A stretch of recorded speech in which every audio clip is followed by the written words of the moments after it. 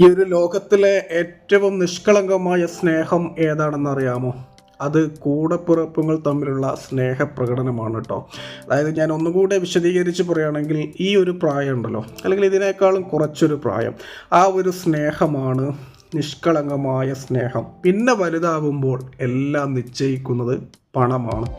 പണമുണ്ടെങ്കിൽ ബന്ധങ്ങളൊക്കെ നമ്മളെ തേടിയെത്തും. പണമില്ലാത്തവൻ വെറും പിണമാണ് എന്ന് കേട്ടിട്ടില്ല, അതൊരു യാഥാർത്ഥ്യമാണ്.